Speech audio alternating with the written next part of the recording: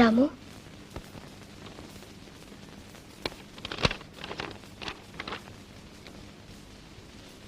Fee మీరు కట్టారా? ఏ కట్టకూడదా? కట్టకూడదని కాదు, ప్రతిసారి ట్యూషన్ మేము వచ్చే డబ్బుతో జీతం కట్టేవాడిని.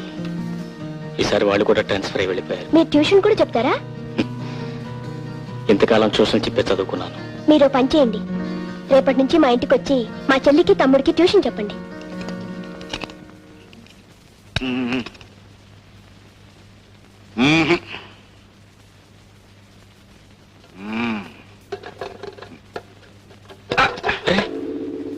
ఏమిటండి, ఏమైంది? తేలిస్తే నేనే స్టార్ట్ చేసేవాడిని కదయ్యా.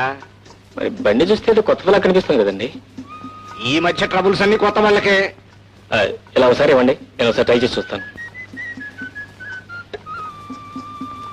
మీరన్నట్టు ఈ మధ్య ట్రబుల్స్ అన్ని కొత్త వాళ్ళకేనండి. నువ్వేమిటి మెకానిక్ వా? కాదండి, డాక్టర్. డాక్టర్ కారు గురించి ఏం తెలుస్తుందయ్యా? కేవలం వెరీ సింపుల్. మనిషికి జబ్బు చేస్తే మంచం ఎక్కుతాడు, కాలుకు జబ్బు చేస్తే రోడ్డుకి ఆగిపోతుంది, అంతే. మీరు లేవండి. దీనికే జబ్బు లేదండి. లేదా? లేదండి. నేనేమన్నా ఫోన్ అనుకున్నావా? అవునండి.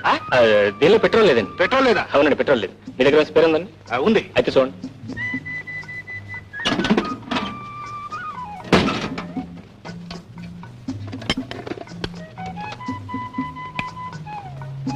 బాలే ఓడివయ్యా, ఇదంతా నీకెలా తెలుసు? చెప్పాను కదండి డాక్టర్ అని. మనుషుల జబ్బులు ఏం చేసే డాక్టర్ని చూశాను కానీ కార్ల జబ్బులు ఏం చేసే డాక్టర్ని చూడలేదు. ఎక్కడికి వెళ్ళాలి? సివి రోడ్ అండి. సివి రోడా? నేను అక్కడికేనయ్యా. ఎవరింటికి? నెంబర్ 3 రావు గారింటికి. రావు గారి ఇల్లా? అవునండి. నేను అక్కడికేనయ్యా. ఏం పని? వారి పిల్లలకి ట్యూషన్ చెప్పాను. నేను అందుకేనయ్యా. అయితే మరి నేను ఎందుకండి? ట్యూషన్ చెప్పడానికి కాదు, ట్యూషన్ చెప్పడానికి కాదు, పిల్లలు చూడటానికి. పిల్లలు చూడటానికి. Thank you. నువ్వు ఇది కంప్లీట్ చేసిరా, ఓకే, నేను డ్రాప్ చేస్తాను. అలాగే.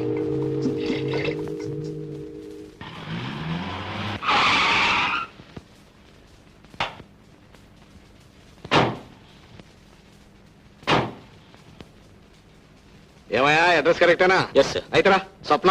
సార్ మీరు వద్దు, తొందరపడొద్దు. స్వప్న.